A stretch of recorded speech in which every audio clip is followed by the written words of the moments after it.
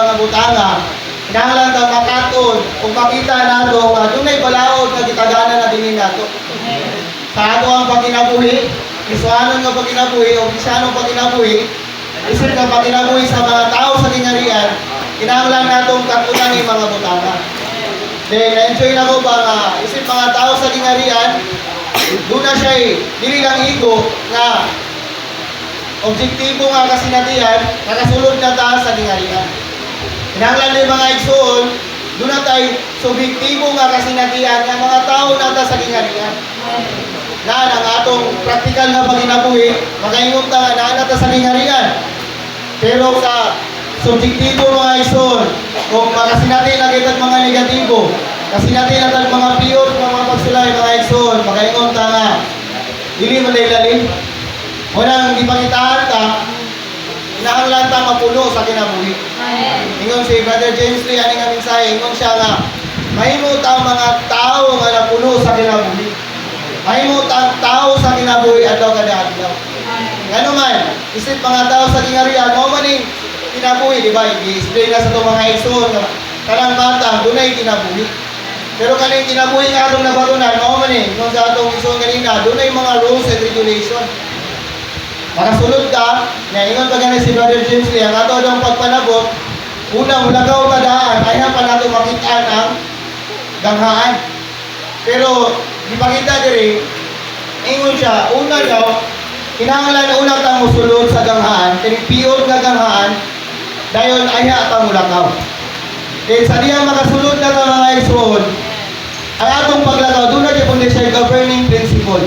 Doon na siya mga prinsipyo nga ginasunod.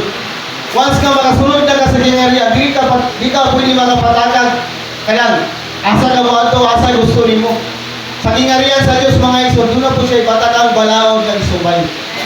Walang dili katingalahan nga sa atong inisanong pagkinabuhi, makaingon ta ba nga kaning dili sa una nga di wala pa ta nahimong Kristiyanong dili man tayo nani kapiyot.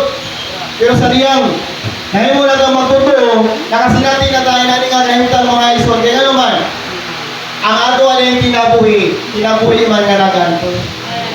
Walang sa pagsunod nato dili hayahay. Ano makaingon ta nga, nahimo na kang Kristiyanon, nagtuo ta nga, okay ra ang church life, enjoyable. Permitted ta nga, kaya atong pagpahimol sa Ginoo, inanira ka maayo. Wala na to gitanaw ang bad side ng mga igsoon. Wala gipakita diri nga ang ato lang kinabuhi mga igsoon, kinabuhi day nga naglakaw ta sa inani nga prinsipyo mga igsoon. Wala dili na bago alam nato. Dili ta matingala nga inani ang atong pagkinabuhi. Kaya nga naman, doon na may laray. Doon na may tagana alam nato mga igsoon. Ano si Apostol Pablo sa ikadawang Timoteo, nag-inom din siya na natapos na niya ang lumba. Unang kitapod, naglakaw ta, sumala yun sa prinsipyo nga latag din nato mga igsoon. Una, kinahanglan, ingon ni Brother kanina, Brother Rex, kinahanglan, we need to pay attention to life.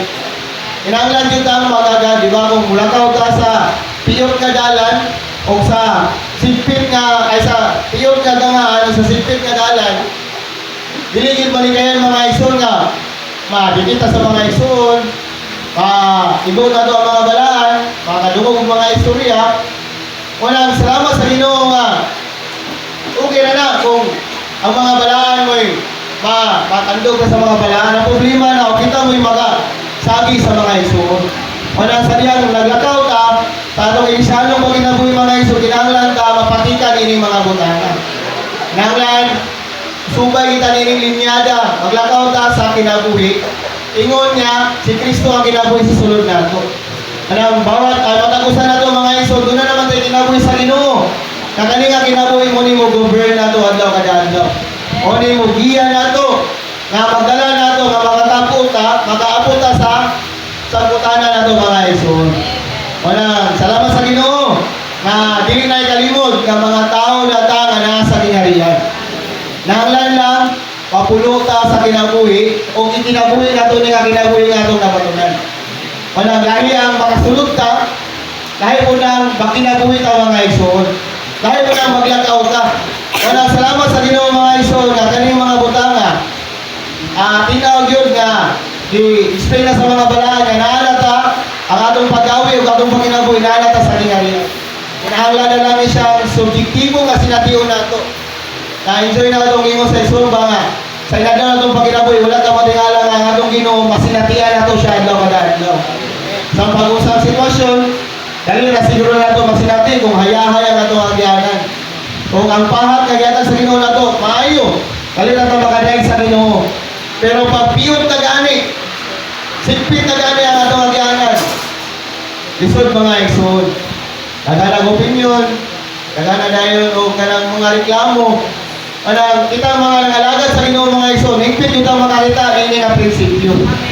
Then enjoy na ko ang katong sa second portion na i-explain sa itong mga iso, at sa iso, na kahimtang sa tao sa gawas, o ang kahimtang nato ay isip tao sa lingarihan.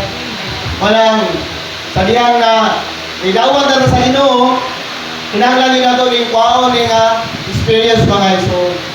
Walang sa atong isanong pagkinabuhi o kiswanong pagkinabuhi, doon ay ipakita na din nato pa, di na ito maglisod. Ang ato na lang kwato mga ison, we need to pay attention to life. At doon yun nato ang kinabuhi. Yung sa ato iso na si Sister Margaret Barber, ingnan niya si Brother Lee nga, dili ta mag-pay attention sa ato ang outward world. We need to pay attention to life mga ison. Nang sa atong pag-alaga sa Ginoo, magadawat na kita, sa diyan naglakaw ta, nag-awit ta, di na kita magadawat sa kinabuhi sa Ginoo mga ison, somewhat questionable na siya. O sa diyan kung negative na po siya, sa atong pagpangalaga ng mga ison, dili na po siya magadawat o kinabuhi mga ison. Walang, ato yung sa tao ng atong kaugalingon. Kung nagsumpay pa ba tayo ng adalan, o nagsulod pa ba tayo, nagsulod pa ba tayo ng restricted way mga ison.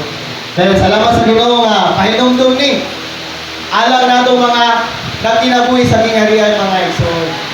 May madalata, kanang tinuod nga kasinatian. Isip na mga tao sa kingharian, dalawang ta sa kasinatian mga ison nga din, makasinati ta ni Kristo sa nung sa pagsitwasyon na nato mga ison.